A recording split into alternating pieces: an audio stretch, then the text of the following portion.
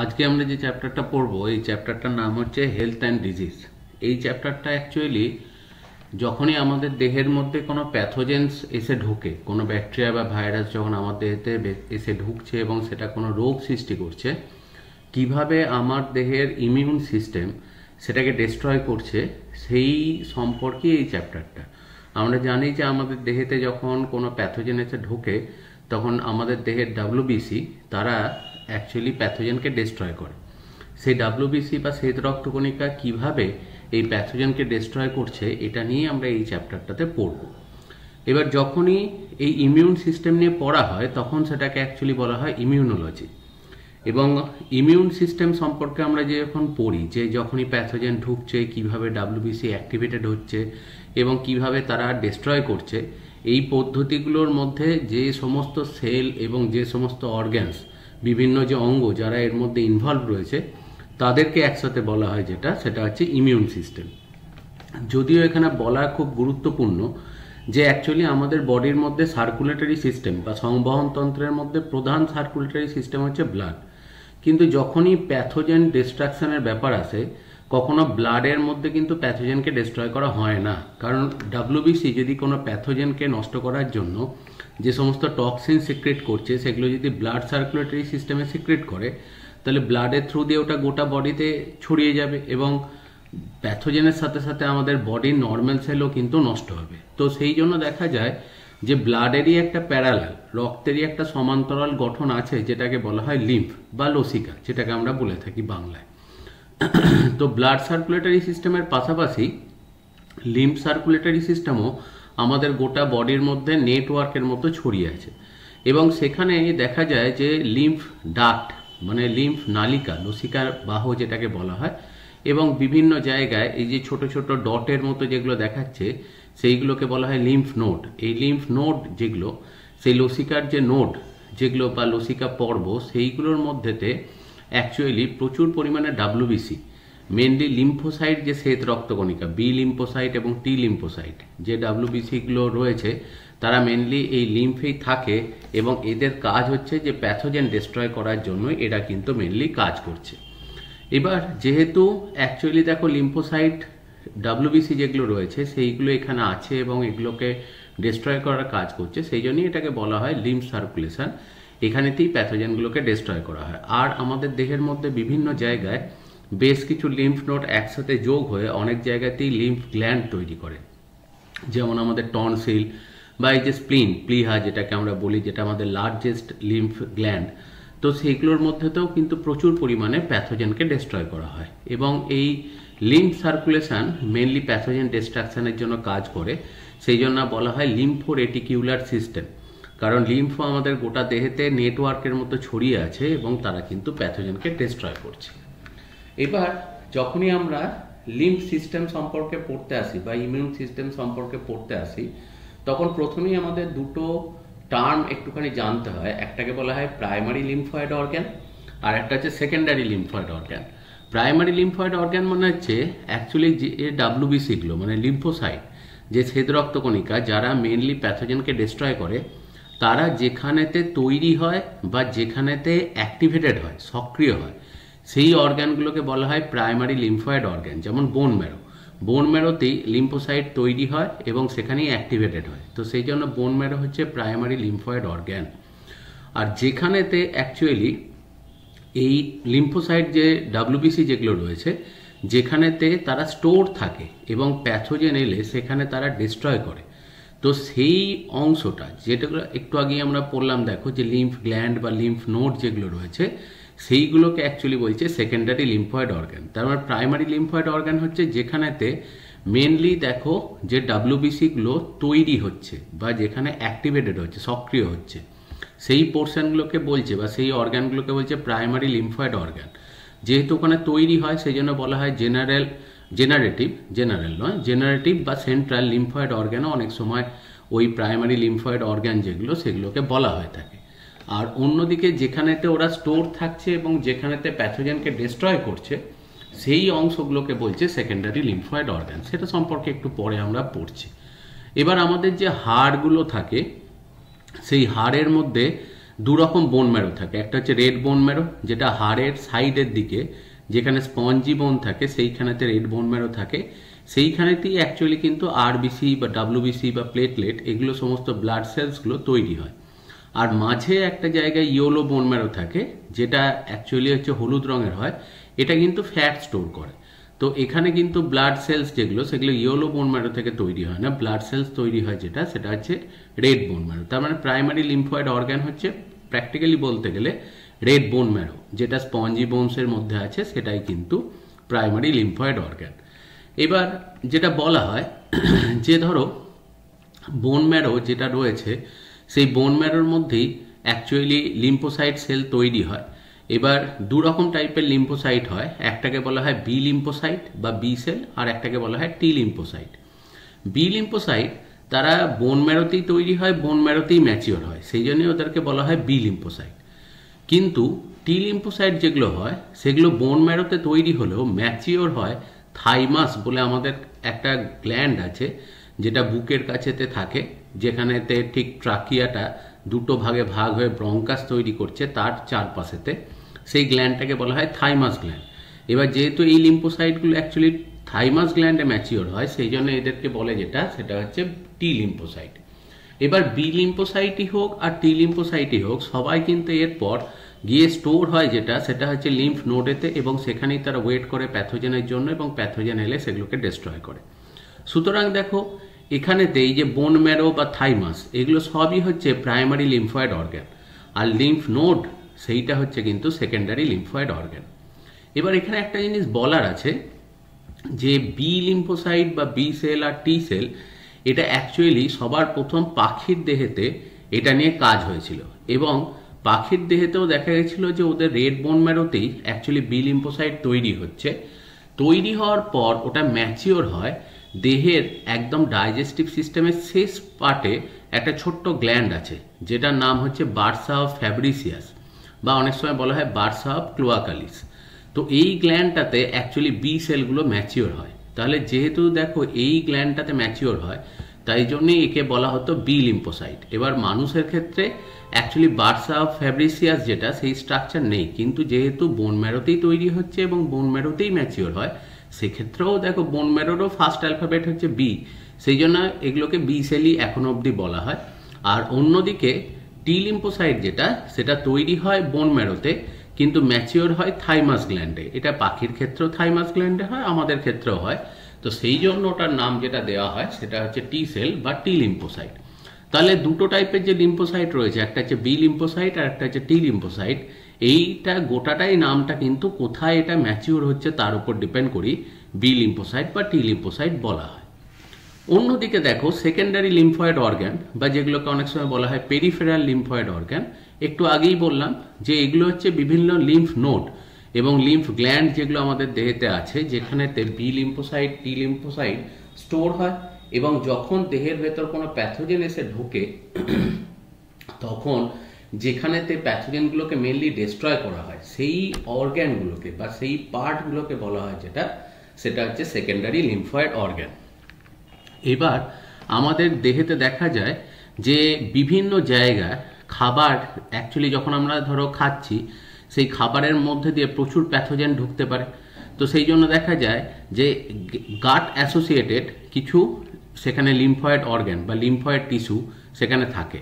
তো সেগুলোর কাজ হচ্ছে যে যখনই খাবারটা আমরা খাচ্ছি খাবারের মধ্যে দিয়ে যখনই অ্যাকচুয়ালি প্যাথোজেন এসে ঢুকছে এবং সেটা অ্যাকচুয়ালি ডাইজেস্টিভ ট্র্যাক্ট থেকে ব্লাড ভেসেলের মধ্যে দিয়ে যখন যেতে যাচ্ছে তখন আমাদের পরিপাকতন্ত্র বা ডাইজেস্টিভ ট্র্যাক্টের চারধারেতে যে অ্যাকচুয়ালি সেখানে অ্যারিওলার টিস্যু বা অ্যারিওলার কানেকটিভ টিস্যু বা অ্যারিওলার যোগকলা যেগুলো রয়েছে সেখানেতে প্রচুর অ্যাকচুয়ালি লিম্ফ নোড সেখানেতে রয়েছে, এবং সেই পার্টগুলোকেও বলা হয় গাট অ্যাসোসিয়েটেড লিম্ফয়েড অর্গান বা গাট অ্যাসোসিয়েটেড লিম্ফয়েড টিস্যু, যেটা খাবার থেকে প্যাথোজেন ঢুকতে গেলে ওখানে যে বি লিম্ফোসাইট টি লিম্ফোসাইটগুলো আছে তারা ওগুলোকে ডিস্ট্রয় করবে। তাহলে সেটাও কিন্তু সেকেন্ডারি লিম্ফয়েড অর্গানের মধ্যেই পড়ছে।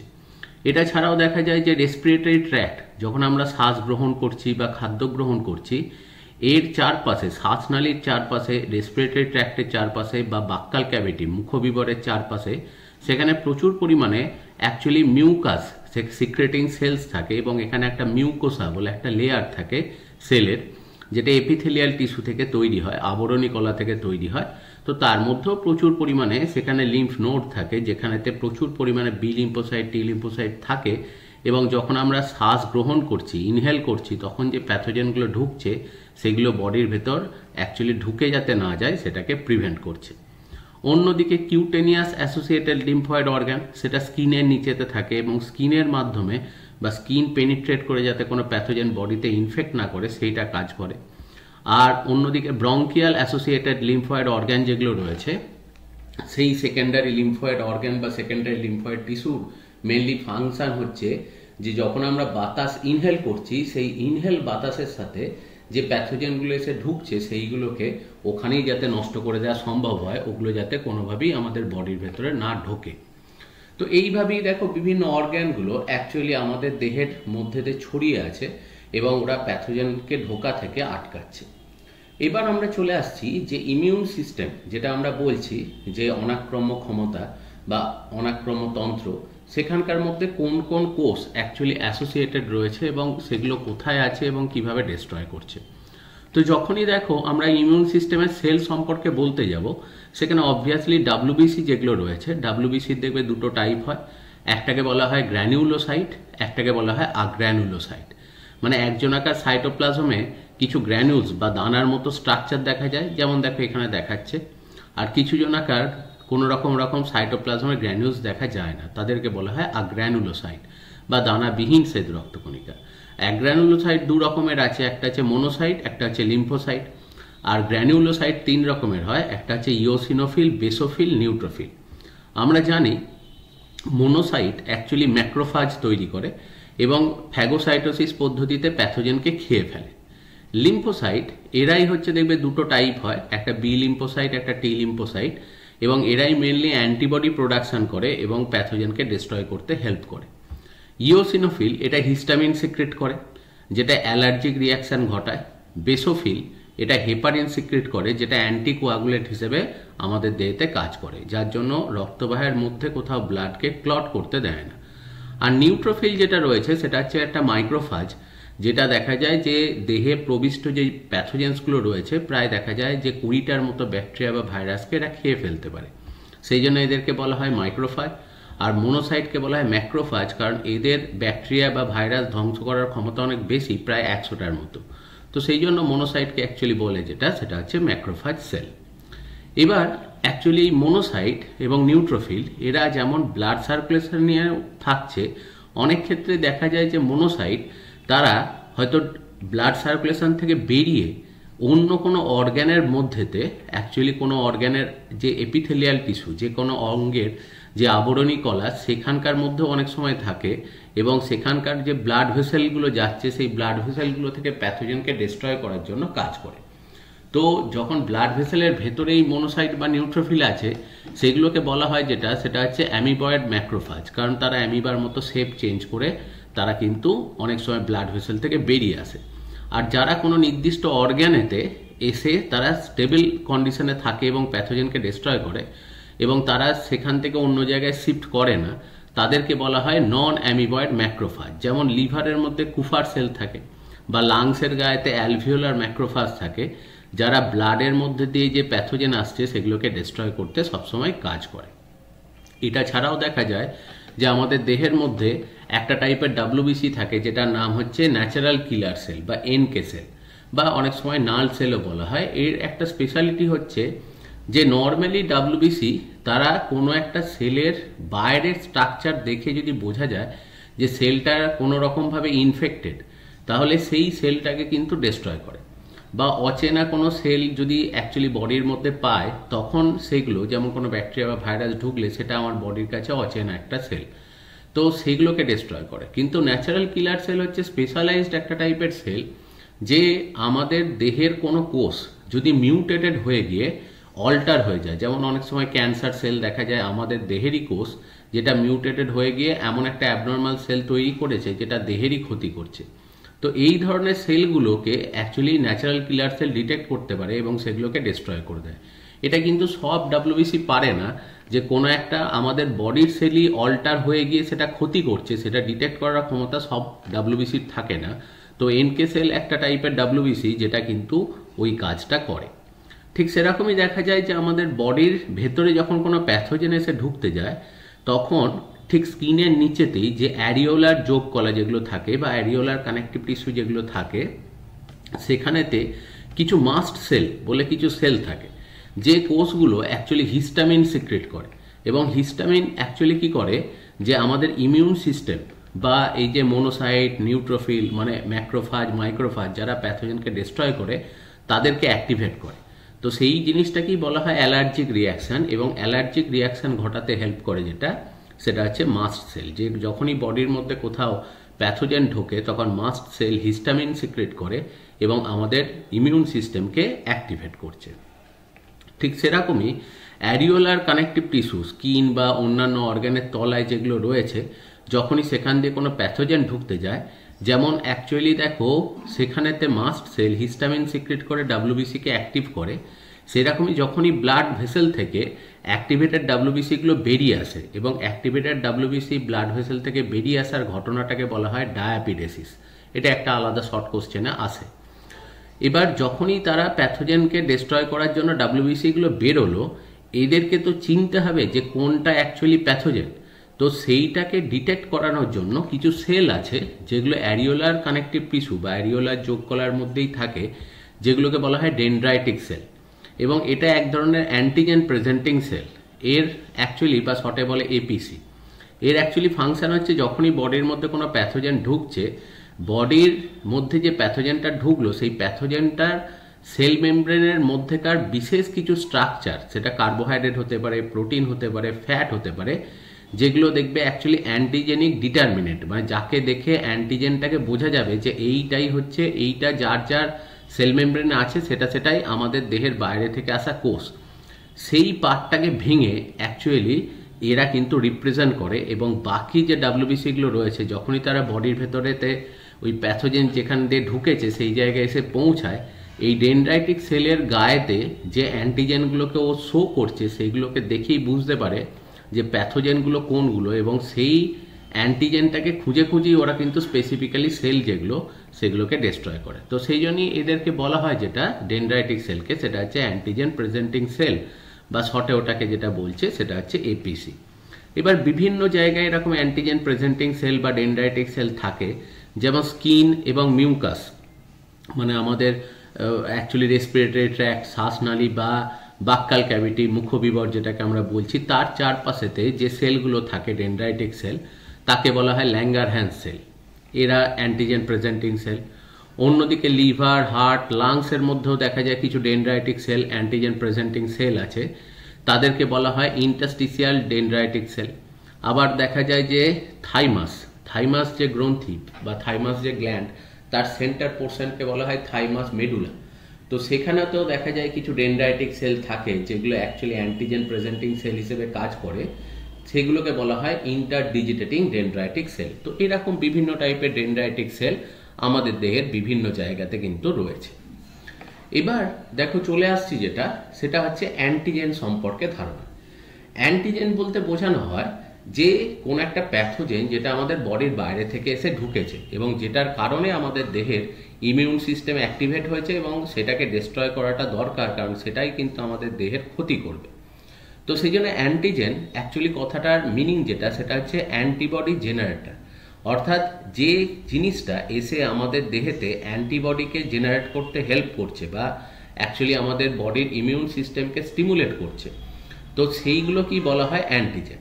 এবার অ্যান্টিজেন টার্ম যেটা, সেই টার্মটা সবার প্রথমে অ্যাকচুয়ালি লেডিস্ল্যাশ বলে একজন সায়েন্টিস্ট 1899-এ তিনি ডেসক্রাইব করেছিলেন বা তিনি টার্মটা দিয়েছিলেন। এবং মেনলি অ্যান্টিজেন আমাদের বডির মধ্যে যেগুলো থাকে সেটা হচ্ছে বিভিন্ন ব্যাকটেরিয়া, ভাইরাস যেটা বডির বাইরে থেকে ঢুকে আমাদের দেহেরকে কোনোভাবে ক্ষতি করতে যাচ্ছে, এবং তাদেরকে নষ্ট করার জন্যই আমরা যেটা তৈরি করি সেটা হচ্ছে অ্যান্টিবডি।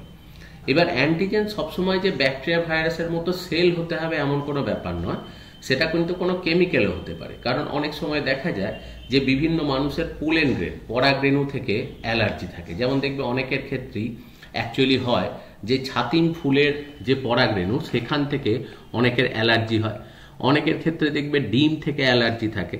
তো এগুলো কিন্তু কোনো মাইক্রোব নয়, মানে মাইক্রোস্কোপিক কোনো অর্গানিজম নয়, কিন্তু তবুও দেখো সেগুলো অ্যান্টিজেন হিসেবে আমাদের দেহেতে কাজ করে, কারণ এদের প্রভাবে অ্যান্টিবডি প্রোডাকশন হয়। অনেকেরই দেখবে অ্যাকচুয়ালি ডিম থেকে বা চিংড়ি মাছ থেকে অ্যালার্জি আছে, তো সেগুলো তার দেহেতে কিন্তু অ্যান্টিজেন হিসেবে কাজ করছে, সেই জন্যই তার দেহেতে ডাব্লিউবিসি তৈরি হয়েছে, তাহলে সেই হিসেবে ওটাও কিন্তু অ্যান্টিজেন হিসেবে কাজ করছে। এবার আমরা আসছি কেমিক্যাল নেচার অফ অ্যান্টিজেন, যে অ্যান্টিজেন যেগুলো হয় সেগুলো কেমিক্যাল নেচার কিরকম টাইপের হয়। ম্যাক্সিমাম ক্ষেত্রে অ্যান্টিজেন যেটা সেটা কিন্তু প্রোটিনেসিয়াস ইন নেচার হয়।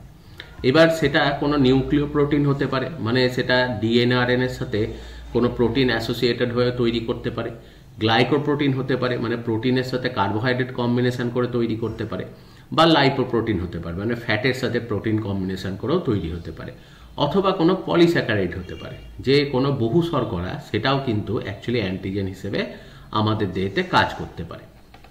এবং এই অ্যান্টিজেন সবসময় কি করবে, অ্যান্টিবডি তৈরি করার জন্য ক্ষমতা রাখবে। এক্সেপশনালি অনেক সময় দেখা যায় হোমোপলিস্যাকারাইড, মানে একই কার্বোহাইড্রেট, হয়তো দেখা গেল একটা পলিস্যাকারাইড রয়েছে যেটা শুধুমাত্র গ্লুকোজ দিয়েই তৈরি। তো ম্যাক্সিমাম ক্ষেত্রেই দেখা যায় যে হোমোপলিস্যাকারাইড যদি হয়, যে গ্লুকোজ দিয়েই তৈরি একটা কার্বোহাইড্রেট, বা হয়তো হোমোপলিপেপটাইড, মানে একটা কোনো প্রোটিন যেটা সিঙ্গেল কোন একটা অ্যামিনো অ্যাসিডই পরপর অ্যাটাচ হয়ে তৈরি হয়েছে, যখন এরকম একই টাইপের কার্বোহাইড্রেট বা একই টাইপের অ্যামিনো অ্যাসিড যোগ হয়ে কোনো প্রোটিন বা পলিস্যাকারাইড তৈরি করে, তখন সেগুলো জেনারেলি আমাদের দেহেতে কিন্তু অ্যান্টিজেন হিসেবে কাজ করে না। তো সেই জন্য সমস্ত পলিস্যাকারাইডই যে অ্যাকচুয়ালি অ্যান্টিজেন হবে এটা কিন্তু কোনোদিনই নয়। এবার যে কোনো একটা অ্যান্টিজেনের দেখো মিনিমাম একটা মলিকিউলার ওয়েট কিন্তু দরকার, তার মানে তার মিনিমাম একটা আকৃতি দরকার, এবং সেটা বলা হয় যেটা সেটা হচ্ছে 10,000 ডাল্টন, এটা তার মিনিমাম ওয়েট হওয়া দরকার।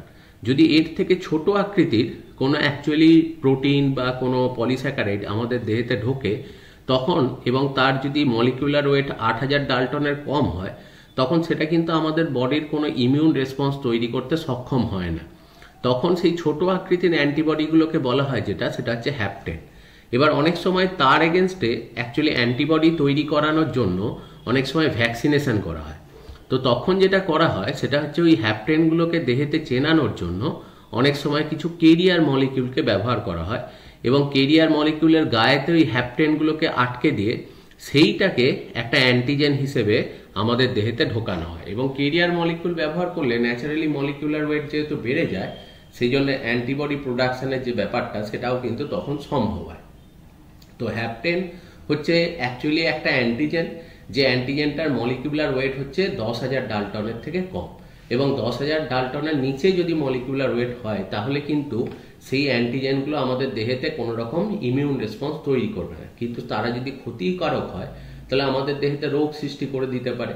তো সেই জন্য অনেক সময় যেটা করা হয় সেটা হচ্ছে কিছু ভ্যাকসিনেশন করা হয়, এবং সেক্ষেত্রে একটা কেরিয়ার মলিকিউলের গায়েতে অ্যাকচুয়ালি ওই সমস্ত ছোট ছোট হ্যাপটেনগুলোকে বসিয়ে দেওয়া হয়, দিয়ে একটা অ্যান্টিজেন তৈরি করা হয় আর্টিফিশিয়ালি, এবং সেটাই দেহের ভেতরে প্রবেশ করানো হয়। এবার অনেক সময় দেখা যায় এই যে কেরিয়ার মলিকিউল যেগুলো ব্যবহার করা হচ্ছে, সেই কেরিয়ার মলিকিউলগুলো থাকার জন্য আমাদের বডির ইমিউন সিস্টেম যেটা সেটা অনেক সময় বুস্ট হয়, এবং ইমিউন সিস্টেমে যে সেলগুলো রয়েছে তারা খুব তাড়াতাড়ি অ্যাক্টিভেটেড হয়।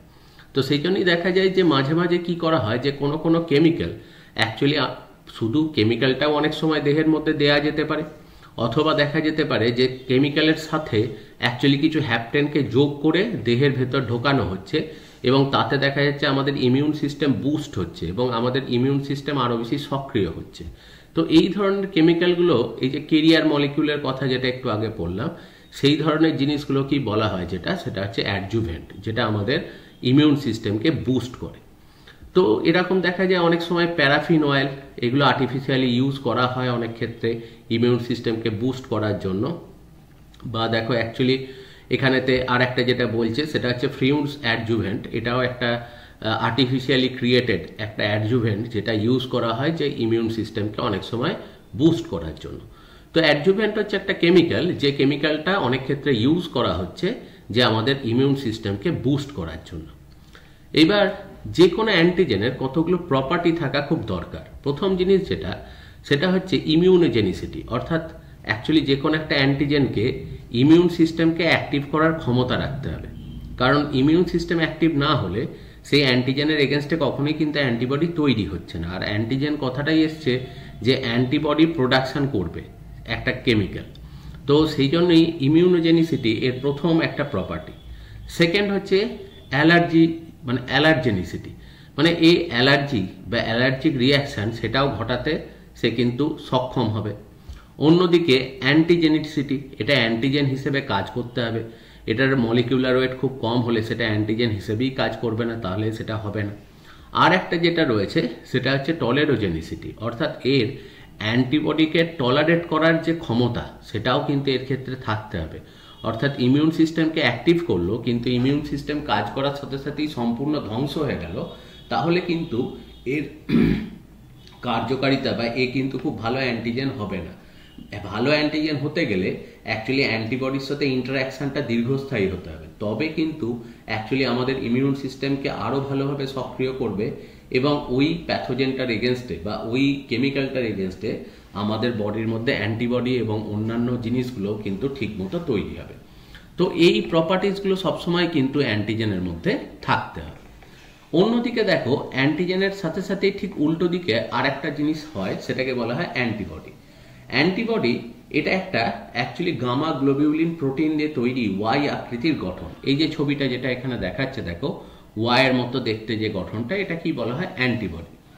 অ্যান্টিবডি বা ইমিউনোগ্লোবিউলিন যেটাকে বলা হচ্ছে, সেটা হচ্ছে যখনই আমাদের দেহের মধ্যে কোনো প্যাথোজেন এসে ইনফেক্ট করে তখন আমাদের দেহের অ্যাকচুয়ালি বি লিম্ফোসাইট যেগুলো থাকে তারা কিছু প্রোটিন স্ট্রাকচার তৈরি করে, যেগুলো অ্যাকচুয়ালি ওই প্যাথোজেনকে চারপাশ থেকে ঘিরে ফেলে ওকে ইনঅ্যাক্টিভ করে দেয়, যাতে ও অন্য কোনো সেলের ভেতর ঢুকে সেই সেলগুলোকে ড্যামেজ না করতে পারে। তো ওই স্ট্রাকচারগুলোকেই অ্যাকচুয়ালি বলে, যেটা সেই ওয়াই আকৃতির স্ট্রাকচারগুলো, সেগুলোকেই বলা হয় অ্যান্টিবডি।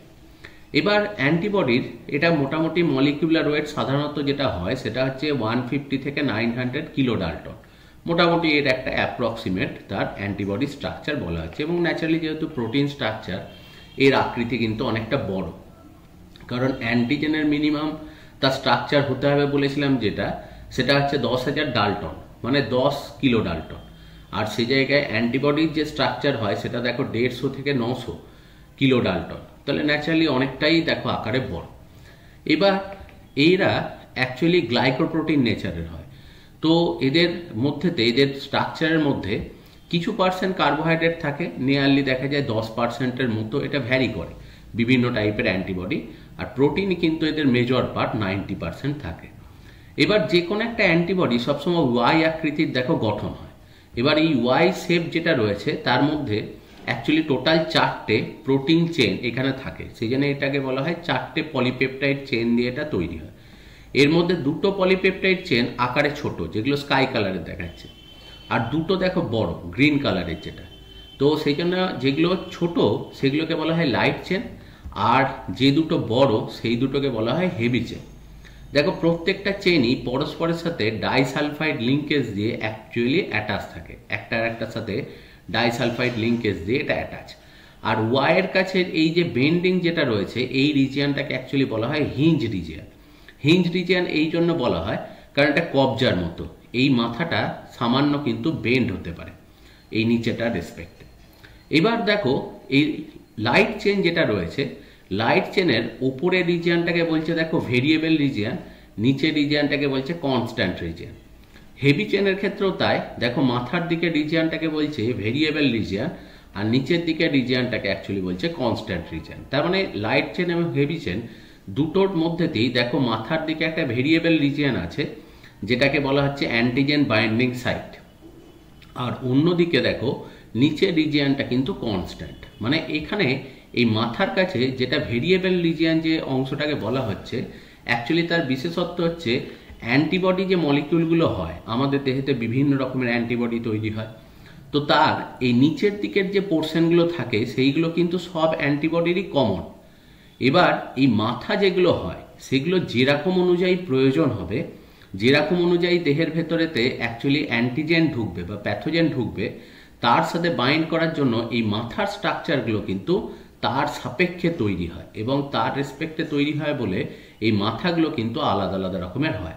যেমন দেখবে আমাদের বাড়িতে এক ধরনের স্ক্রু ড্রাইভার হয়, যে স্ক্রু ড্রাইভারের দেখবে নিচের দিকের বেসটা কিন্তু ফিক্সড, কিন্তু মাথাটা যেটা সেখানে আলাদা আলাদা দেখবে সেই মাথাটা যেটা সেই নাট যেরকম অনুযায়ী আমার যন্ত্র হবে, যেরকম যন্ত্রকে আমি খুলতে চাইবো তার অনুযায়ী দেখবে সেই নাট অনুযায়ী অ্যাকচুয়ালি কি হয় যে ওই মাথাটা যেটা সেটা আলাদা আলাদা থাকে, সেগুলোকে একটা একটা করে বসানো যায়। এখানেও ব্যাপারটা ঠিক তাই, যে অ্যান্টিবডি যত আমাদের দেহে বিভিন্ন রকমের আছে, কারণ অ্যান্টিবডি সবসময় একটা প্যাথোজেনের জন্য স্পেসিফিক হয়। মানে পক্সের অ্যান্টিবডি শুধু পক্সের প্যাথোজেনের গায়েতেই আটকাতে পারবে, করোনার অ্যান্টিবডি শুধু করোনার প্যাথোজেনের গায়েতেই আটকাতে পারবে, কারণ এদের প্রত্যেকটা প্যাথোজেনেরই বাইরের দিকে স্ট্রাকচারটা আলাদা আলাদা হয় এবং এই বাইরের স্ট্রাকচারের উপর ডিপেন্ড করে এই যেটা অ্যাকচুয়ালি ভেরিয়েবল রিজিয়ান, সেই ভেরিয়েবল রিজিয়ানটা প্রত্যেকের ক্ষেত্রে আলাদা হয়, কিন্তু বাকি যে বেসিক স্ট্রাকচার যেটা সেটা কিন্তু সবার ক্ষেত্রে একই রকমের হয়। তো সেই কারণেই দেখো এই মাথার দিকের পোর্শনটাকে যেটা বলছে সেটা হচ্ছে ভেরিয়েবল রিজিয়ান, আর নিচের দিকের যে পোর্শন যেটা রয়েছে সেইটাকে অ্যাকচুয়ালি বলছে কনস্ট্যান্ট রিজিয়ান, কারণ এটা সবার ক্ষেত্রে একই রকমের হয়। এবার কারো ক্ষেত্রে দেখা যায় ওয়াই আকৃতির একটা স্ট্রাকচারই হয়তো সেই অ্যান্টিবডিটার বেসিক স্ট্রাকচার, কারো ক্ষেত্রে দেখা যায় এরকম দুটো ওয়াই আকৃতির স্ট্রাকচার নিয়ে একটা অ্যান্টিবডি তৈরি হয়, তখন সেগুলোকে বলা হয় ডাইমেরিক অ্যান্টিবডি।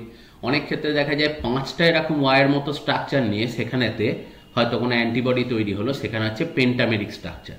অ্যাকচুয়ালি মোনোমেরিক স্ট্রাকচার হলে তার বাইন্ডিং সাইড দুটো থাকবে, ডাইমেরিক যদি স্ট্রাকচার হয় তার বাইন্ডিং সাইড 4টে হবে, আর যদি পেন্টামেরিক স্ট্রাকচার হয় তাহলে সেক্ষেত্রে ধরো 5টা ওয়াইয়ের মতো স্ট্রাকচার, মানে টোটাল 5 দুগুণে 10টা তার বাইন্ডিং সাইট হবে এবং সেটার আকারটাও অনেকটা বড় হবে। তো এইরকম তাদের অনুযায়ী তাদের কিন্তু মোনোমেরিক স্ট্রাকচার হতে পারে, ডাইমেরিক হতে পারে বা পেন্টামেরিক স্ট্রাকচার তাদের হতে পারে। এবার দেখো যে আমাদের দেহেতে যে জীবাণুগুলো এসে ঢুকছে, যে প্যাথোজেনগুলো এসে ঢুকছে সেগুলোকেই বলা হচ্ছে অ্যান্টিজেন।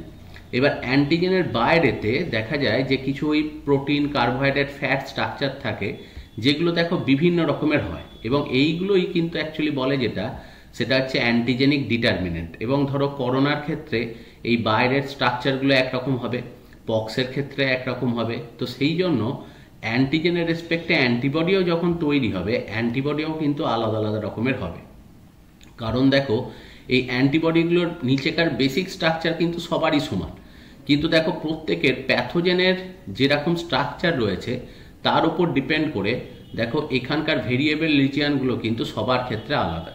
যেমন এই মাথাটা শুধু একেই আটকাতে পারবে এবং একেই কিন্তু এই প্যাথোজেনটাকে নিষ্ক্রিয় বা ডিঅ্যাক্টিভেট করতে পারবে, কিন্তু এ কখনো এর গায়ে বাইন্ড করতে পারবে না। কিন্তু দেখো এর স্ট্রাকচারটা এর গায়ে পার্সিয়ালি বাইন্ড করতে পারবে বলে একেও ইনঅ্যাক্টিভ করে দিতে পারবে। আবার দেখো এইটা শুধু এর গায়েতেই বাইন্ড করবে, আর কিন্তু কারোর গায়েতে বাইন্ড করবে না, সেজন্য অন্য কোনো জীবাণুকে আটকানোর ক্ষমতাও নেই। আবার এর ক্ষেত্রে দেখো এটা পার্টিকুলারলি এর গায়েতে অ্যাটাচ হচ্ছে এবং এর গায়েতেও অ্যাটাচ হচ্ছে, সুতরাং এদের দুজনকে হয়তো আটকাতে পারবে কারণ এরা হয়তো কাছাকাছি রিলেটেড প্যাথোজেন, আর এগুলোর এগেনস্টে কিন্তু এ কোনো কাজ করতে পারবে না। তো সেই জন্য দেখা যায় যে কোনো ক্ষেত্রে দেখো এটা যেহেতু সেই লক অ্যান্ড কির মতো কাজ করে, তো সেই জন্য কোনো একটা প্যাথোজেনের এগেনস্টেই সবসময় দেখো একটা স্পেসিফিক অ্যান্টিবডি সেটা তৈরি হয় এবং সেই অ্যান্টিবডিটা শুধু সেই প্যাথোজেনটাকেই নিষ্ক্রিয় করবে বা ডিঅ্যাক্টিভেট করবে, অন্য কারোর ক্ষেত্রে কিন্তু ওটা কাজ করবে না। এবার দেখো দুটো শব্দ আছে খুব ইম্পর্টেন্ট, একটাকে বলে এপিটোপ আর একটাকে বলা হয় প্যারাটোপ। এপিটোপ বলতে বোঝানো হয় যে কোনো একটা অ্যান্টিজেনের যে অংশটাতে অ্যাকচুয়ালি অ্যান্টিবডি এসে বাইন্ড করে সেই পোর্শনটাকে বলা হয় এপিটোপ, আর অ্যান্টিজেনের সাথে অ্যান্টিবডি তার যে পোর্শনটা দিয়ে অ্যাটাচ হচ্ছে সেই পোর্শনটাকে বলা হয় সেটা হচ্ছে প্যারাটোপ। তার মানে এপিটোপ হচ্ছে অ্যান্টিজেনের অংশ, এইগুলো হচ্ছে তাহলে সবই দেখো অ্যাকচুয়ালি এপিটোপ। আর অন্যদিকে যে অ্যান্টিবডির যেটা ভেরিয়েবল পোর্শন সেই ভেরিয়েবল পোর্শনটাই কিন্তু অ্যাকচুয়ালি প্যারাটোপ। প্যারাটোপ হচ্ছে অ্যান্টিবডির পোর্শন যেটা দিয়ে সে অ্যান্টিজেনের গায়েতে আটকাচ্ছে, তো এই জন্যই এটাকে বলা হয় অ্যাকচুয়ালি এপিটোপ, প্যারাটোপ। এবার দুটো কথা বলে, একটা হচ্ছে মনোক্লোনাল অ্যান্টিবডি, হয়তো দেখা যাচ্ছে দেহের ভেতরে প্রচুর অ্যান্টিবডি আছে আমাদের, এবার সেই অ্যান্টিবডিগুলো সবই ধরো এই টাইপের অ্যান্টিবডি, মানে পার্টিকুলারলি এই প্যাথোজেনটার এগেনস্টে অ্যাকচুয়ালি ওটা কাজ করবে। তো ন্যাচারালি দেখা যায় যে এই ধরনের দেখতে যতগুলো অ্যান্টিবডি আমাদের দেহেতে আছে সব কটাকে একসাথে বলবে মনোক্লোনাল অ্যান্টিবডি, কারণ এরা সবাই দেখো ক্লোন হিসেবে তৈরি হয়েছে এবং সবাই কিন্তু একই জিনিসের এগেনস্টে ওটা কাজ করছে। কিন্তু দেখা যায় দেহের ভেতরে কখনো তো শুধুমাত্র একটা প্যাথোজেন এসে আমাদের দেহেতে ইনফেক্ট করে তা তো নয়, বিভিন্ন রকমের প্যাথোজেন বডির ভেতরে ঢুকছে এবং তাদের এগেনস্টে আলাদা আলাদা অ্যান্টিবডি তৈরি হয়। সেই জন্য দেহের সমস্ত অ্যান্টিবডিগুলোকে একসাথে আমরা যেটা বলতে পারি সেটা হচ্ছে পলিক্লোনাল অ্যান্টিবডি, কারণ প্রত্যেকের স্ট্রাকচার যেটা সেটা কিন্তু আলাদা আলাদা রকমের হয়ে থাকে। এবং যখনই অ্যান্টিজেনের সাথে অ্যান্টিবডি এসে বাইন্ড করে, সেই বাইন্ডিং করার সময় তারা দেখা যায় বিভিন্ন রকম বন্ড ফর্মেশন করতে পারে। কোথাও হাইড্রোফোবিক ইন্টারাকশন দেখাতে পারে, কোথাও হাইড্রোজেন বন্ড তৈরি করতে পারে, কোথাও ভ্যান্ডার ওয়ালস ফোর্স তৈরি করতে পারে, বা কোথাও আয়নিক বন্ডিং করতে পারে। তো এই 4 প্রকার বন্ডিং এর মধ্যে যে কোনো এক প্রকার বন্ডিং কিন্তু সবসময় এপিটোপ আর প্যারাটোপের মধ্যে আমরা খুঁজে পাই। এবার আমরা চলে আসছি যে অ্যান্টিবডির স্ট্রাকচারের একটু ডিটেল। দেখো অ্যান্টিবডি এগুলো হচ্ছে পলিপেপটাইড চেন। এবার পলিপেপটাইড চেনে সবসময় জানি একটা এন টার্মিনাল থাকে, একটা সি টার্মিনাল থাকে। দেখো যেখানে অ্যান্টিজেন বাইন্ড করছে সেই অ্যান্টিজেন বাইন্ডিং সাইটের সাথে দিকেই কিন্তু অ্যামিনো টার্মিনালগুলো রয়েছে, আর কনস্ট্যান্ট রিজিয়নের দিকে যেগুলো রয়েছে সেগুলো হচ্ছে সি টার্মিনাল যেগুলো সেগুলো রয়েছে। এবার দেখো এখানে এগুলো হচ্ছে লাইট চেন এটা। এবার ওই জন্যই দেখাচ্ছে variable light chain, constant light chain. আর এখানেতে variable heavy chain, constant heavy chain. কিন্তু এর দেখো কনস্ট্যান্ট রিজিয়নে 3টে অংশ বা 3টে ডোমেন বলা হয়, এগুলো 3টে অঞ্চল আছে। সেই জন্য এখানে দেখো CH1, CH2 আর CH3 3টে রিজিয়নকে দেখাচ্ছে। হেভি চেন যেগুলো হয় সেগুলোর মোটামুটি অ্যামিনো অ্যাসিডের সংখ্যা 400-র মতো, মোটামুটি 350 থেকে 400-র মধ্যে অ্যামিনো অ্যাসিড হেভি চেনেতে থাকে। আর লাইট চেনগুলোর আকার ছোট হয়, এখানে দেখা যায় প্রায় 200টার মতো অ্যামিনো অ্যাসিড সেখানেতে থাকে। এবার দেখো যখনই এখানে এই মানে ওয়ার মতো স্ট্রাকচারটার এই মাঝের যে অংশটা এই রিজিয়নটাকে বলা হয় হিঞ্জ, কারণ একটু আগেই বললাম এটা কবজার মতো হয়, যার জন্য এই মাথাগুলো পরস্পরের কাছাকাছিও আসতে পারে, আবার দরকার হলে এরা দূরেও সরে যেতে পারে। এবার এই মাথার পোর্শনগুলোকে বলা হয় FAB বা এটা ফ্র্যাগমেন্ট অ্যান্টিজেন বাইন্ডিং, মানে এই পোর্শনগুলি অ্যান্টিজেনের সাথে অ্যাকচুয়ালি বাইন্ড করছে। আর অন্যদিকে নিচেকার যে অংশটা রয়েছে এইটা দেখো কনস্ট্যান্ট রিজিয়ন, এবং এই জায়গাটাকে দেখো বলা হয় FC। FC কথাটার অর্থ হচ্ছে সেলুলার রিসেপ্টর। জেনারেলি অ্যান্টিবডি কি করে, এই প্রান্তটা দিয়ে সে কিন্তু ম্যাক্রোফাজের সাথে অ্যাটাচ হয় বা ম্যাক্রোফাজকে অ্যাকচুয়ালি অ্যাট্রাক্ট করে, যাতে যখনই ও কোনো প্যাথোজেনের গায়েতে আটকায় সঙ্গে সঙ্গে দেখা যায় এই পেছনের যে স্ট্রাকচার সেটা চেঞ্জ হয় এবং ম্যাক্রোফাজের গায়েতে গিয়ে আটকে গিয়ে এই প্যাথোজেনটাকে নিয়ে ম্যাক্রোফাজের ভেতরেতে ঢুকে চলে যায়। তো যেহেতু এটা দেখো ওই ম্যাক্রোফাজের সেল মেমব্রেনের সাথে অ্যাটাচ হচ্ছে, সেই কারণে ওটাকে বলা হয় সেলুলার রিসেপ্টর এই পোর্শনটা বা কমপ্লিমেন্ট সিস্টেমের অ্যাক্টিভেটর। এবার অ্যাকচুয়ালি দেখো এই মাথার দিকের যে ভেরিয়েবল রিজিয়ন যেটা রয়েছে, এবার সেটা ভেরিয়েবল হেভি চেন এবং ভেরিয়েবল লাইট চেন, এইটাই তো দেখলাম সবার ক্ষেত্রে আলাদা আলাদা হচ্ছে আলাদা আলাদা প্যাথোজেনের জন্য। সেই জন্য এই পোর্শনটাকে বলা হয় হাইপার ভেরিয়েবল রিজিয়ন বা আরেকটা নাম দেওয়া হয় প্যারাটোপ। এপিটোপ তো অ্যান্টিজেনের অংশের নাম, আর এটা যেহেতু অ্যান্টিবডির অংশ সেই জন্য এটার নাম হচ্ছে প্যারাটোপ। এবং এই যে দেখো লাইট চেন যেটা রয়েছে সে লাইট চেনটা কাপ্পা চেন বা ল্যামডা চেন, মানে এটা কিছুই না, প্রোটিন স্ট্রাকচারের উপরে ডিপেন্ড করে এরকম নাম দেওয়া হয়। তো কাপ্পা চেন বা ল্যামডা চেন বলে স্ট্রাকচার দিয়ে এটা তৈরি হয়।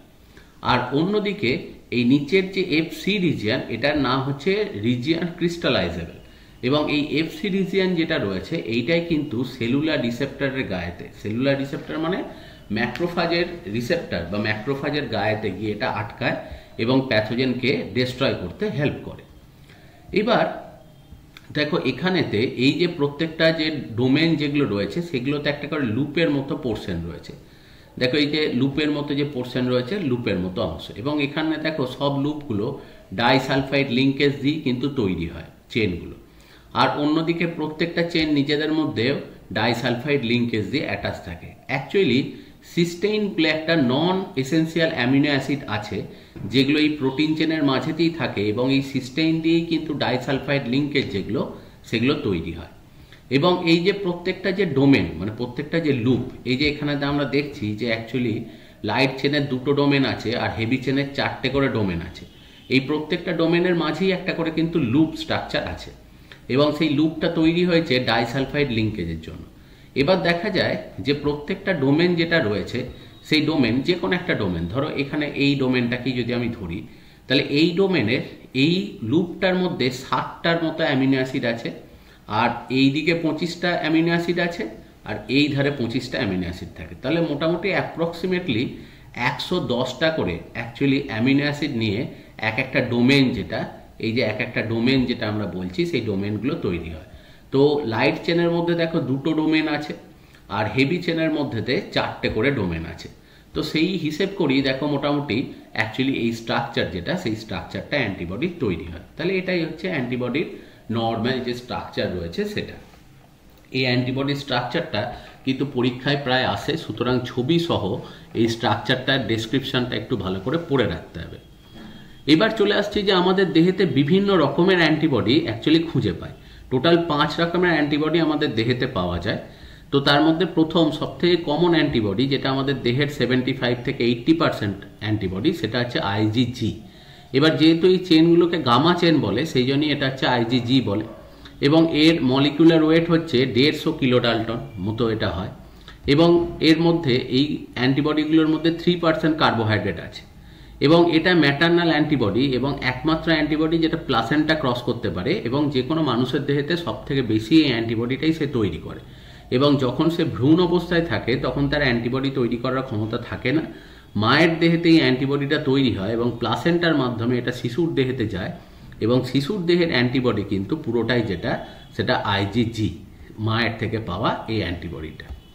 সেকেন্ড যে অ্যান্টিবডিটা অ্যাকচুয়ালি আমাদের দেহের মধ্যে রয়েছে সেটা হচ্ছে আইজিএম। এখানকার যে চেনগুলো আছে এগুলো হচ্ছে মিউ চেন, সেই জন্য তাকে অ্যাকচুয়ালি বলে যেটা, সেটা হচ্ছে আইজিএম। আইজিএম দেখেই বুঝতে পারছো সব থেকে বড় আকারের অ্যান্টিবডি, এবং এটা কিন্তু একটা পেন্টামেরিক স্ট্রাকচার, এবং বাইন্ডিং সাইট যেটা, সেটা হচ্ছে টোটাল দেখো 10টা। এবং এখানেতে জয়নিং চেন বা যে চেন বলে একটা চেন আছে, যেটা দিয়ে এই 5টা স্ট্রাকচারই একসাথে অ্যাটাচ। এবার আইজিএম এটা অ্যাকচুয়ালি সব থেকে বড় আকৃতির অ্যান্টিবডি, এবং এমব্রিয়নিক স্টেজেতে, মানে অ্যাকচুয়ালি ভূমিষ্ঠ হওয়ার পর যখন অ্যাকচুয়ালি আমাদের দেহেতে অ্যান্টিবডি তৈরি হওয়ার ক্ষমতা জন্মায়, অ্যান্টিবডি তৈরি করার ক্ষমতা জন্মায়, সবার প্রথম যে কোনো শিশুর ক্ষেত্রে যে অ্যান্টিবডিটা তৈরি হয় সেটা কিন্তু আইজিএম। এবং এটার দেখো মলিকুলার ওয়েট 900 কিলোডাল্টন, কারণ বুঝতেই পারছো আকারটা অনেক বড়। এবং টোটাল অ্যান্টিবডি আমাদের দেহের তার 6% অ্যাকচুয়ালি যেটা তৈরি হয় সেটা হচ্ছে এই টাইপের অ্যান্টিবডি। এবং এটা অ্যাকচুয়ালি অ্যাগ্লুটিনেশন এবং অপসোনাইজেশন, অর্থাৎ কোনো প্যাথোজেনের রেসপেক্টে এসে সেই প্যাথোজেনকে চারপাশে ঘিরে ফেলে তাকে নিষ্ক্রিয় করে দেয়া। এবং অপসোনাইজেশন কথাটার অর্থ হচ্ছে যে সেই প্যাথোজেনটাকে নিয়ে গিয়ে অ্যাকচুয়ালি ম্যাক্রোফাজের সেল মেমব্রেনের সাথে অ্যাটাচ করে ম্যাক্রোফাজের ভেতরে ঢুকিয়ে দেয়া, মানে ম্যাক্রোফাজ যাতে চট করে ওটাকে নষ্ট করে ফেলতে পারে, সেই কাজটা করতে সহায়তা করে। অপসোনাইজেশন কথাটার অ্যাকচুয়ালি মিনিং হচ্ছে যে অ্যান্টিজেনের সাথে বাইন্ড করে এই ম্যাক্রোফাজকে অ্যাক্টিভেট করে বা ম্যাক্রোফাজকে অ্যাট্রাক্ট করে, যাতে ম্যাক্রোফাজ এসে ওই প্যাথোজেনকে ডিস্ট্রয় করতে পারে। তো এটার মধ্যে মোটামুটি এই স্ট্রাকচারের মধ্যে 12% কার্বোহাইড্রেট থাকে, বাকি যে পার্সেন্টেজ রয়েছে 88% সেটা প্রোটিন দিয়ে তৈরি। আইজিএ, এই এ মানে হচ্ছে এখানে আলফা চেন থাকে, সেই জন্য এখানে আইজি। আইজি কথাটার অর্থ হচ্ছে ইমিউনোগ্লোবিউলিন, আর আলফা চেন আছে বলে অ্যাকচুয়ালি বলছে এটা আইজিএ। এটার মলিকুলার ওয়েট 160 কিলোডাল্টনের মতো, 160 কিলোডাল্টন। টোটাল বডির সমস্ত অ্যান্টিজেনের মধ্যে 13 থেকে 15% যেটা রয়েছে সেটা হচ্ছে আইজিএ। এবং এটা একটা ডাইমেরিক স্ট্রাকচার, মানে দুটো দেখো অ্যাকচুয়ালি অ্যান্টিবডি একসাথে অ্যাটাচ হয়ে এটা তৈরি করেছে, যার জন্য বাইন্ডিং সাইট কিন্তু এর 4টে, এবং নিজেদেরকে আটকে রেখেছে যে চেন বা জয়নিং চেনের মাধ্যমে। এবং মাদার্স মিল্ক থেকে, কলোস্ট্রাম যেটাকে বলে, সেখান থেকেই এই অ্যান্টিবডিটা শিশুর দেহেতে যায়, এবং শিশুর দেহেতেও কিন্তু অ্যাকচুয়ালি এটা প্যাথোজেনকে ডিস্ট্রয় করতে কাজ করে। এবং এই স্ট্রাকচারের মধ্যে 8% কিন্তু কার্বোহাইড্রেট, আর বাকি 92% কিন্তু প্রোটিন দিয়ে তৈরি হয়। এবার সমস্ত রকম অ্যান্টিবডি দেহেতে যখন তৈরি হয় তখন বি লিম্ফোসাইট যেটা, সেখান থেকেই অ্যাকচুয়ালি এটা কনভার্ট হয়, যেটা সেটা হচ্ছে প্লাজমা সেলে। যখনই প্যাথোজেন এসে ঢোকে, বি লিম্ফোসাইট প্লাজমা সেলে কনভার্ট হয়, এবং সেখান থেকেই প্রচুর পরিমাণে অ্যান্টিবডি তৈরি করে। কিন্তু একটা প্লাজমা সেল থেকে একই টাইপের অ্যান্টিবডি কিন্তু তৈরি হয়। সেই জন্য একটা প্লাজমা সেল থেকে যত কটা অ্যান্টিবডি তৈরি হয় তারা নির্দিষ্ট কোনো প্যাথোজেনের এগেনস্টেই কাজ করে, এবং এই অ্যান্টিবডিগুলো সবই কিন্তু মনোক্লোনাল অ্যান্টিবডি, অর্থাৎ প্রত্যেকে একটা স্পেসিফিক জিনিসের এগেনস্টেই কিন্তু কাজ করবে। সেই জন্য একটা প্লাজমা সেল থেকে সবসময় একটা নির্দিষ্ট প্যাথোজেনকে ডিস্ট্রয় করার অ্যান্টিবডি তৈরি হয়, আলাদা আলাদা সেল থেকে কিন্তু আলাদা আলাদা প্যাথোজেনকে ডিস্ট্রয় করার অ্যান্টিবডি তৈরি হবে। অন্যদিকে দেখো আইজিডি, এটা কম্পারেটিভলি পার্সেন্টেজ দেহেতে অনেক কম থাকে এবং এটা ডেল্টা চেন আছে, সেই জন্য আইজিডি বলছে। এটাও নর্মাল মোনোমেরিক স্ট্রাকচার, 185 কিলো ডাল্টনের মতো এর মলিকিউলার ওয়েট, এবং এটা দেহের মধ্যে থাকে খুব কম পার্সেন্টেজ। এটা যে কোনো সময় যখন কোনো প্যাথোজেন ঢোকে তখন এটা মেনলি বি লিম্ফোসাইটের গায়েতে এরা রিসেপ্টর মলিকিউল হিসেবে থাকে, এবং এরা আমাদের ইমিউন সিস্টেমের বাকি সেলগুলোকে অ্যাক্টিভ করার জন্য এরা কিন্তু কাজ করে। তো সেই জন্য আইজিডি এর পার্সেন্টেজ কিন্তু নর্মালি আমাদের দেহের মধ্যে অনেক কম থাকে, এবং এর টোটাল স্ট্রাকচারের মধ্যে 13% যেটা সেটা হচ্ছে কার্বোহাইড্রেট। অন্যদিকে আইজিই, এটার পার্সেন্টেজ আরও অনেক কম, দেখো 0.002% আমাদের দেহেতে, মানে খুবই কম থাকে। মাঝে মাঝে প্রয়োজন হলে এটা অ্যাকচুয়ালি তৈরি হয়। এবং এখানকার দেখো কনস্ট্যান্ট রিজিয়ানের ডোমেন যেটা রয়েছে সেই এফসি রিজিয়ানে, সেটা দেখো 3টে, নর্মালি স্ট্রাকচারে থাকে যেটা সেটা হচ্ছে 2টো, আগেই আমরা পড়লাম। এবং কার্বোহাইড্রেট হচ্ছে নিয়ার অ্যাবাউট 12%। এটা কোনো অ্যালার্জিক রিয়াকশন হলে অ্যাকচুয়ালি, মানে কোনো খাবার থেকে কোনো অ্যালার্জি বা কিছু যখন হয়, দেখবে চিংড়ি মাছে অনেকের অ্যালার্জি আছে, ডিমে অ্যালার্জি আছে, তখন এই আইজিই যেটা কথাটার অ্যাকচুয়ালি এসছে এপসাইলন থেকে, তো সেইখান থেকেই অ্যাকচুয়ালি দেখো আইজিই কথাটা এসছে। তো এই আইজিই তখন কিন্তু দেহের মধ্যে তৈরি হয়, বা যে কোনো কৃমি ঘটিত রোগ, মানে দেহের মধ্যে যখন দেখা যায় যে গোল কৃমি বা ফিতা কৃমির ইনফেকশন হয়েছে, রাউন্ড ওয়ার্ম আর টেপ ওয়ার্ম, তখন এই হেলমিন ডিজিজের জন্য কিন্তু আইজিই যেটা এটা অ্যাকচুয়ালি তৈরি হয়। আর যখনই অ্যাকচুয়ালি অ্যান্টিজেনের এগেনস্টে অ্যান্টিবডি তৈরি হলো, দেখো আগেই আমরা পড়েছি যে অ্যান্টিজেনের বাইরেতে কিছু স্ট্রাকচার থাকে, এবং অ্যান্টিজেন যেটা হয় দেখবে দুরকম হয়। একটা বাইরে থেকে যখন কোনো অ্যান্টিজেন দেহের ভেতরে ঢোকে তখন সেগুলোকে বলা হয় এক্সোজেনাস অ্যান্টিজেন। আর যখন আমাদের দেহের ভেতরেই কোনো অ্যান্টিজেন অ্যাকচুয়ালি তৈরি হয়, হয়তো অনেক সময় দেখা যায় যে আমাদের দেহেতে হার্ট থেকে কার্ডিওলিপিন বলে একটা অ্যাকচুয়ালি স্ট্রাকচার বা একটা কেমিক্যাল তৈরি হয়, যেটা দেখা যায় আমাদের দেহের ইমিউন সিস্টেমকে অ্যাকচুয়ালি স্টিমুলেট করে ফেলে, কারণ এরা অনেক সময় ব্লাড ক্লটিং ঘটিয়ে দেয়, রক্তবাহের মধ্যে রক্ত জমাট বাঁধিয়ে দেয়। তো সেটা হলে তো মানুষের ক্ষেত্রে দেখো হার্ট ব্লকেজ হওয়ার একটা সম্ভাবনা আছে, ব্লাড ভেসেলগুলো, এবং হার্ট অ্যাটাক হয়ে যাওয়ার একটা সম্ভাবনা থেকে যায়। তো তখন দেখা যায় সেটা দেহের ভেতরেই অ্যাকচুয়ালি দেখো ওটা কিন্তু দেহের ভেতরে তৈরি হয় একটা কেমিক্যাল যেটা দেহের ক্ষতি সৃষ্টি করছে, এবং ওর জন্য কিন্তু ওটাকে নষ্ট করার জন্য দেহের ভেতরে অ্যান্টিবডিও তৈরি হয়ে যায়। তো এই ধরনের জিনিসকে বলা হয় যেটা সেটা হচ্ছে এন্ডোজেনাস অ্যান্টিজেন। আর বাইরে থেকে যখন কোনো ব্যাকটেরিয়া, ভাইরাস বা কোনো প্যাথোজেন ঢুকে সেটা আমাদের দেহেতে অ্যান্টিজেন হিসেবে কাজ করছে, সেটাকে বলে এক্সোজেনাস অ্যান্টিজেন। এবার অ্যান্টিজেন যখনই আসে, অ্যান্টিজেনের দেখো এই যে চারপাশেতে এপিটোপ স্ট্রাকচার থাকে, এবং সেই এপিটোপের রেসপেক্টে দেখো অ্যান্টিবডি তৈরি হয়, এবং তার অ্যান্টিবডির যে প্যারাটোপ যে স্ট্রাকচারগুলো সেইগুলো দিয়ে ওরা দেখো এই এপিটোপের সাথে গিয়ে আটকে যাচ্ছে, এবং এক জায়গায় সমস্ত প্যাথোজেনগুলোকে ব্লক করে দিচ্ছে যাতে ওরা অন্য কোনো জায়গায় চলে না যেতে পারে। এবং এই রকম যখনই অ্যান্টিবডি বাইন্ডিং সেল, অ্যাকচুয়ালি আমাদের বডির নিউট্রোফিল বা মোনোসাইট, অর্থাৎ যাদেরকে মাইক্রোফাজ বা ম্যাক্রোফাজ বলা হয়, এরা যখনই অ্যান্টিবডি বাইন্ডিং এরকম সেল দেখে সেগুলোকে প্যাথোজেন ভেবে সেগুলোকে ডিস্ট্রয় করে দেয়। এবং এরা দেখো লক অ্যান্ড কি মেকানিজমের মতো কাজ করে, যে স্পেসিফিক অ্যান্টিবডি স্পেসিফিক অ্যান্টিজেনের এগেনস্টেই কিন্তু কাজ করবে। আগেই যেটা বললাম যে পক্স ভাইরাসকেই কিন্তু অ্যাকচুয়ালি পক্সের অ্যান্টিবডি গিয়ে অ্যাটাক করবে, করোনা ভাইরাসকে কিন্তু অ্যাকচুয়ালি পক্সের অ্যান্টিবডি কিছুই করবে না। তো লক অ্যান্ড কি সিস্টেমে এরা দেখো কাজ করে।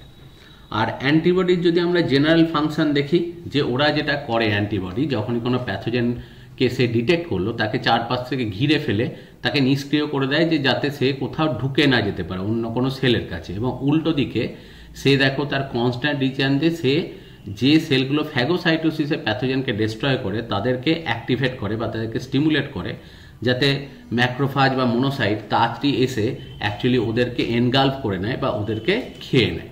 তো সেই জন্য দেখা যায় যে ব্যাকটেরিয়াকে নষ্ট করার যেহেতু ক্ষমতা রাখে, সেই জন্য ওরা দেখো ব্যাকটেরিওলাইসিন বা লাইসিস, যে কোনো ব্যাকটেরিয়া না হয়েও যদি সেটা ভাইরাস হয় বা কোনো প্রোটোজোয়া হয় সেটাকে নষ্ট করে সেটা।